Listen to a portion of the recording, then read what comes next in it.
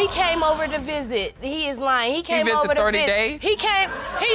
It wasn't no 30 days. How was it 30 days when we was having concessions all that time? He is lying, bro. When the call connected, what did you hear or see? I heard another female say, "You can have him now, girl." And she denied that. She said that it wasn't her voice. Oh, so you think they're having a threesome? A threesome. Have you started that relationship? No. Ain't gonna work. No. Ain't gonna Well, work. why? He's married for number one. Your Honor.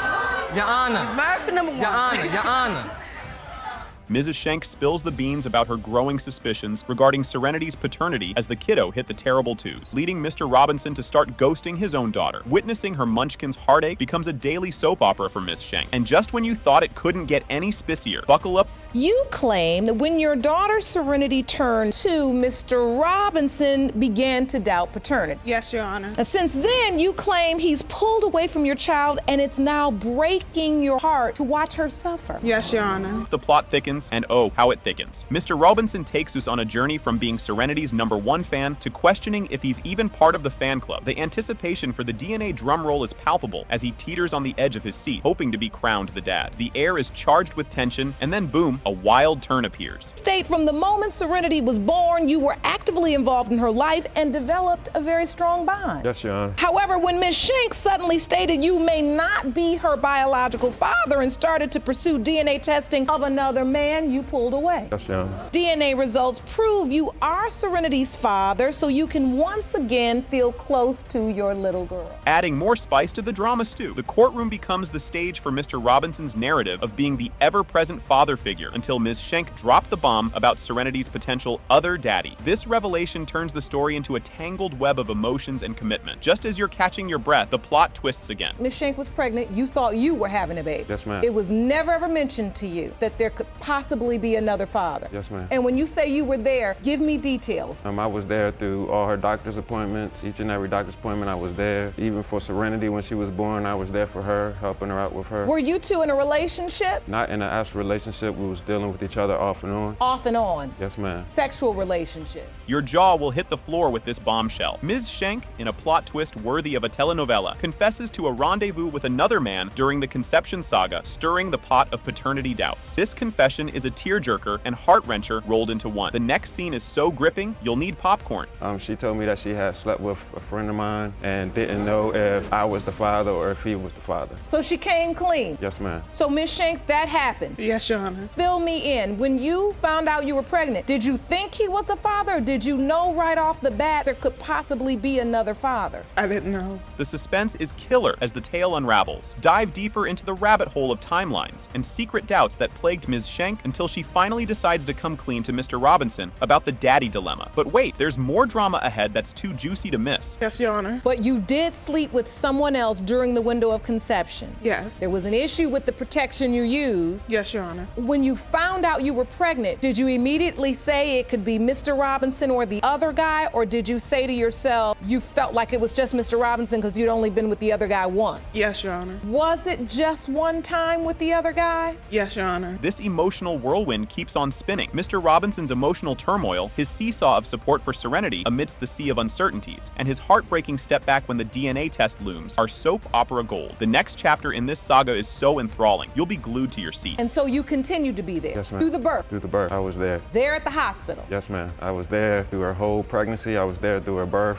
certificate. My name is on it. And then now you have this beautiful little girl, and you step up and you're her father. Yes, ma'am. Up until when she told me that she had slept with somebody else, that's what made me push myself away from Serenity. What, you knew that it was a 50-50 chance when she was 5 months pregnant? Yes, ma'am. But you still said you'd be there? Yes, ma'am. Twist after twist, it's like a daytime Emmy in the making. The revelation that Mr. Robinson has been playing favorites with his kids thanks to the paternity kerfuffle. Ms. Schenk's descriptions of her daughter's yearning for daddy's love hit right in the feels. Brace yourself. The emotional roller coaster is about to plunge even deeper. As Mr. Robinson was bonding with the baby, really stepping up to the plate as father. In your mind, you're looking and you're saying, my baby looks just like the other guy. Yes, Your Honor. And I need to have him tested. Actually have another child with Mr. Robinson. Yes, Your Honor. Okay, so you guys were on and off again, but you have another child together, and that child you say looks like him. Yes, Your Honor. Family ties get knotty in this narrative layer. Heartfelt accounts from Ms. Schenk's mother and Mr. Robinson shed light on their wishes and insights regarding the whole paternity predicament, revealing the complex tapestry of family dynamics and their collective yearning for a happy ending. The build-up to the next reveal is almost too much to bear. That's TMI for a child, so now your son looks at your daughter and says that's not your daddy, and she's brokenhearted. I want to hear from your witness. Ma'am, please step up. State your name for the court. I'm Donna Schenk. I'm Brittany Schenk's mom. Okay. Ms. Schenk, thank you for joining us today. What have you observed of the situation? First, I'd like to say that I'm here today to support my daughter. I totally... Diving deep into the emotional maelstrom, Mr. Robinson's mother takes the virtual stage with a video testament that peels back the layers of his emotional struggle, adding an intricate layer to his retreat from Serenity. The saga is reaching its peak, and you won't believe what's up next. So, Mr. Robinson, we've heard your mother just speak on your behalf, and she says it really broke your heart to have to pull away, and that she encouraged you to, Yes, ma'am. until you know. How badly is it hurting you? I mean, it's devastating, actually. Never denied a child, and I hope that she is mine. And so, the truth is, your hopes have remained constant. Finally, the grand finale we've been waiting for. The DNA test results are in Versus Robinson when it comes to 2-year-old Serenity Schenk. Jamario Robbins is her father.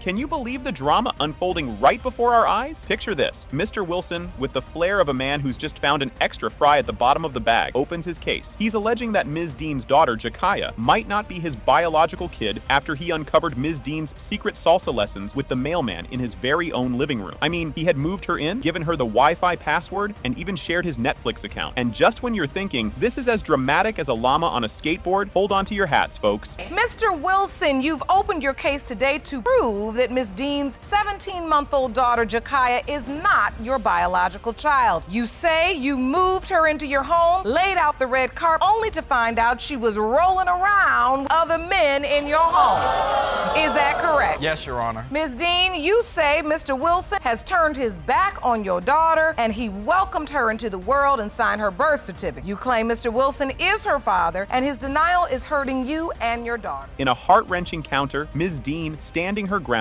like a determined cat refusing to move off your laptop, insists Mr. Wilson is Jakia's father. She argues his denial is wreaking havoc, causing more drama than a spilled latte on a white shirt. She reminds everyone that Mr. Wilson was there, cutting the cord and signing the birth certificate, all while probably planning the baby's first trip to Disneyland. But then, plot twist alert. Your Honor, I don't believe I'm the father because I have been fooled by multiple females in the past. Oh. What do you mean you planned this? And I have been going down this rodeo for far too long. I signed on a birth certificate. I'm not there physically, I just can't handle it. Caught in a whirlwind of doubt and past betrayals that would rival any telenovela, Mr. Wilson can't shake off the feeling that he might not be Jakia's dad. It's like he's living in a soap opera, and he's the leading man unsure if his TV wife really loves him. The tension is thicker than the last slice of pizza at a party, so you might want to grab some popcorn. Mr. Wilson, you saying you've been fooled once, you've been fooled twice, but you're not gonna be fooled again. Correct, Your Honor. And Miss Dean, you say this is unnecessary. It really is. Go ahead, explain. It really is. He's being not only belligerent and lying, him and his family is lying because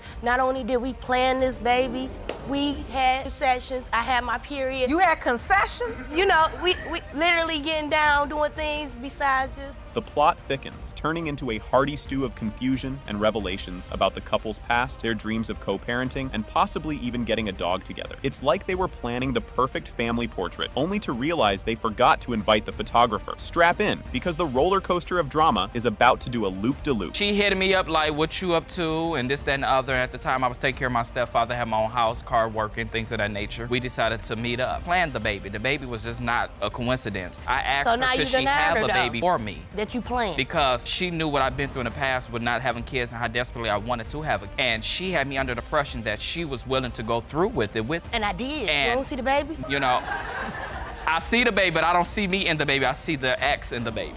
in a touching display of commitment, or perhaps just a love for hospital gowns. Mr. Wilson's presence at Ja'Kiah's grand entrance is confirmed. He was there, scissors in hand, ready to cut the umbilical cord with the precision of a samurai. He even signed the birth certificate, possibly while contemplating whether he had enough dad jokes prepared. But soon, doubts start to seep in like an uninvited raccoon at a picnic. So you were there at the birth? Yes, I was. Did you go to doctor's appointments for the baby She too? never followed through with it. All right, but at the birth, you came. I came. And you cut the umbilical cord? I did want to. Did you sign the birth certificate? Yes, I did. You did? Yes, ma'am. So you accepted this baby as your own? I did. And at that time when you did that, you believed you were the father? Didn't have no doubt. The seeds of doubt grow into a full-blown forest of uncertainty as Mr. Wilson recalls Ms. Dean's fondness for her ex, which was more confusing than trying to assemble furniture without the instructions. The saga takes another twist that you'll have to see to believe. Just don't want to take responsibility and be a man and stand up. He came over to visit. He is lying. He came over to 30 visit. days? He lied. It wasn't no 30 days. How was it 30 days when we was having concessions all that time? He is lying, bro.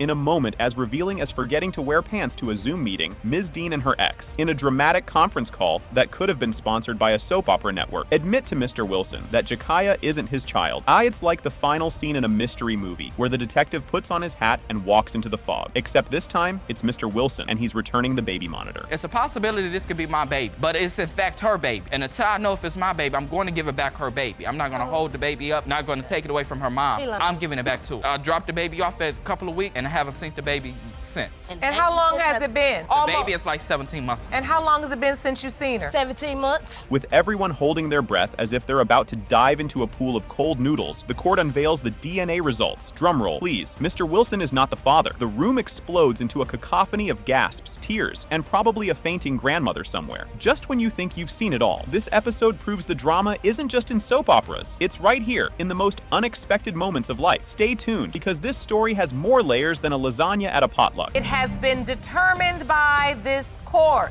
Mr. Wilson, you are not the father. Miss Faithful, stop. Can you even grasp the wild ride we're about to embark on? Right out of the gate, we're tossed into the drama of McCormick versus Ball, starring Mr. McCormick, who's convinced Ms. Ball is a walking red flag in the fidelity department and questions whether he's the real dad to her son, Gavin. Brace yourself, because what comes next will have your jaw on the floor. Mr. McCormick, you say you thought you found the perfect woman until you discovered the love of your life with just a serial cheater on a rampage. You say Ms. Ball is a shameless adulteress, and there is no way you are her son Gavin's father. Here's where the plot thickens, and then some Mr. McCormick lays it all out, painting a picture of his world turned upside down upon discovering Ms. Ball's behind-the-scenes action. He's got receipts, text messages, videos, you name it, painting her not just as a cheat, but as the Picasso of infidelity. And just when you think it can't get any more bonkers, buckle up for the next revelation. Ms. Ball, you admit to having stepped out on your relationship in the past, but you are positive Mr. McCormick is the father of your son, and you intend to prove paternity today. Is that correct? Yes, Your Honor. So, Mr. McCormick, what do you mean she's a serial cheater? Well, Your Honor, I found text messages. I've seen her getting in strange vehicles. I've seen videos. What haven't I found? Like, there's no way that I could be this child's father. I'm sorry. The air crackles with tension here, folks. Ms. Ball, not missing a beat, owns up to her past escapades, but throws a curveball, insisting that Gavin is 100% McCormick made, despite their love story having more ups and downs than a soap opera. It's a wild mix of guilt, a dash of defiance, and a desperate plea to acknowledge the tangled webs of their DNA. What unfolds next will have you picking your jaw up off the floor. He's become crazy and obsessed with making up things, seeing things. There's no way I've done all the things he said. He is the father of my son. You can look at Gavin and see he's your son. All right, so take me back. I want to know how this all started. The nature of your relationship. How did it begin? Mr. McCormick, armed with an arsenal of evidence including sneaky surveillance footage and spicy anecdotes of Ms. Ball's rendezvous, attempts to showcase the Grand Canyon-sized trust gap between them. The drama that's about to unfold will make you question everything you thought you knew. I saw her getting to a truck of a strange guy. He was like 25 years old. Why would you let me get in the truck? Okay, is that you or is that strange guy? That's the strange guy. Okay. Yeah, I asked her, I said, I saw her getting into a truck. I asked her who it was. She said it was another family member, which I know is like he's 60 years old. He doesn't wear his hat sideways and blaring music like that. So it was a young guy. A young guy. Yeah. And you believe she was cheating? prepare for the emotional equivalent of a roller coaster. As we dive deeper, the spotlight turns to the heart-wrenching implications of Miss Ball's escapades on Gavin's paternity. The agony and betrayal oozing from Mr. McCormick are almost tangible, cranking the emotional stakes up to 11. The twist coming next is so shocking, you'll need a moment to recover. Something shady was going on. He heard a butt down. You know, it goes. She's a beast. That's me having sex. Yes, he's crazy. Absolutely crazy. I heard a girl Y'all say, know, "You can when you have butt him, down girl." someone. When the call connected, what did you hear or see? I heard another female say, "You can have him now, girl." And she denied that. She said that it wasn't her voice. Oh, so you think they're having a threesome? A threesome. No. As we venture further, the saga takes a hopeful yet eyebrow-raising turn. Ms. Ball, in a plot twist no one saw coming, pitches the idea of turning over a new leaf, focusing on her makeshift family unit with Mr. McCormick and Gavin. It's a roller coaster of emotions as she acknowledges the havoc she's wreaked and proposes a blueprint for family repair. The revelation on the horizon is so astounding, you might need to sit down for it. You create what you want from the story, and that is that Mr. McCormick is the father, but the real truth is you were honest with the other guy. Yeah, well, And now Mr. McCormick has one foot out the door. He's completely unsure. He's not He going has anywhere. paternity doubt. He says She he never got doesn't know what to pregnant till she do. had cheated. It's like, we had unprotected sex for a couple years, and then when I found out she had cheated, then, then she ends up pregnant. It just doesn't make sense. The climax hits, and it's like the finale of a fireworks show. The episode's peak moment arrives with the unveiling of Gavin's paternity test results. It has been determined by this court. Mr. McCormick, Yes, Your Honor. you are the father. Thank you. The air was so thick with tension, you could cut it with a knife. Mr. Muhammad steps up, confidently claiming he's the real deal. The dad to Brooklyn, the adorable 2-year-old at the heart of this courtroom drama. He's pointing fingers at Miss Walton, accusing her of playing the paternity card to keep her options open with another dude. He's all in, ready to lay down the law to prove he's the father. The courtroom's buzzing. Everyone's prepped for a showdown that feels more like a soap opera. And just as you're biting your nails, wondering what could possibly happen next, the scene takes a turn into the unexpected. Mr. Muhammad, you are here to prove that you are the father of the defendant's 2-year-old daughter, Brooklyn. You claim the only reason she is denying paternity is because she wants to be in a relationship with the other man. Is that correct? Yes, Sean. Ms. Walton, you say you were secretly cheating on Mr. Muhammad and had sex with other men almost every day of the month.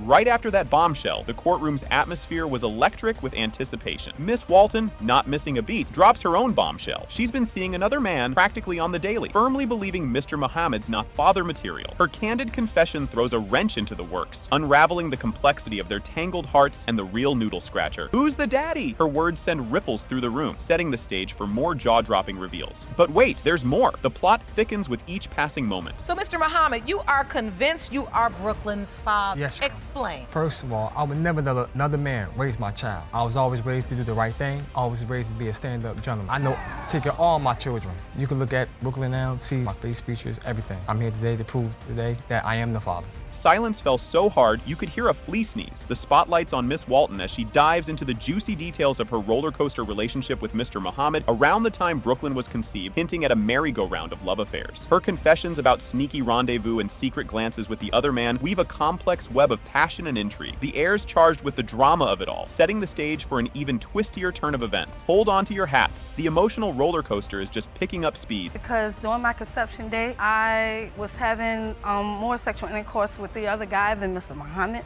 And you were having sex with this other guy behind his back, is that correct? Yes, ma'am. So what was the nature of your relationship, Mr. Muhammad, around the time Brooklyn was conceived? Okay, the nature of our relationship was Anwar was already having an affair with another woman before he had moved in with me. During that time, while he was having his affair, I was having my affair also. Nobody saw it coming. It was like a plot twist in a primetime thriller. The whole courtroom gasped when it came to light that Miss Walton's other man might actually be her cousin. Talk about a plot twist. This bomb drops a whole new level of drama and deception into the mix, turning the paternity puzzle into a full-blown saga of forbidden romance and whispered secrets. The crowd's on the edge of their seats, craving the next piece of this deliciously complicated puzzle. As the mystery deepens, the revelations keep coming, each more startling than the last. Saying you were in a relationship. In a relationship. And you're saying you were not in a relationship when Brooklyn was conceived? No, we was not in a relationship. We were just living together.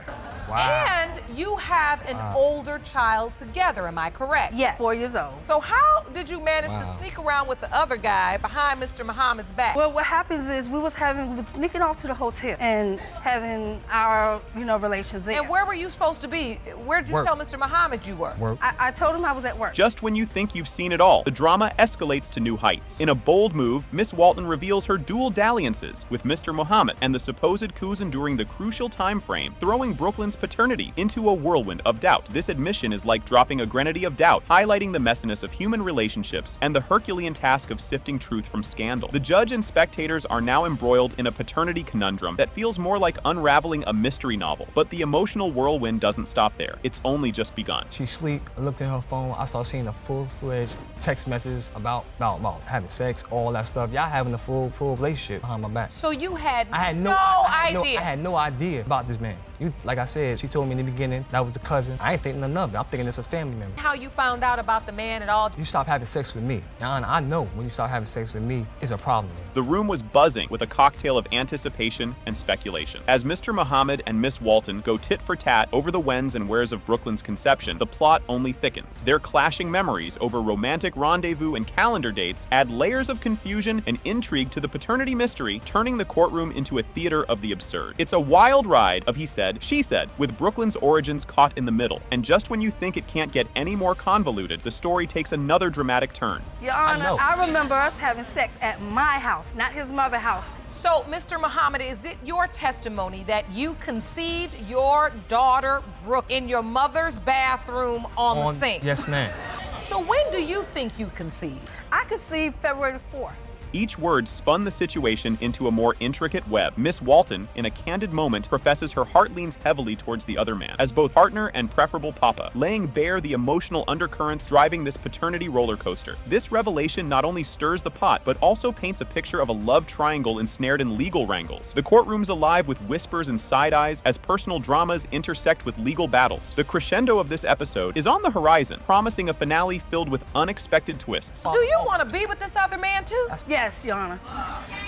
Now it makes sense. Now that's what she wants. She trying to make that baby belong to this man. That I don't even know this man. Have you started that relationship? No. Ain't gonna work. No. Ain't gonna work. Well, why? He's married for number one. Your Honor.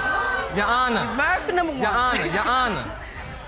In a heartbeat, the courtroom transformed into a scene of edge-of-your-seat suspense. The moment of truth arrives with the paternity results. It has been determined by this court. Mr. Muhammad, you are the father. Yes. I told you. I know what I'm talking about. I know what I'm talking about. I know what I'm talking about. You hear me? I know what I'm talking about.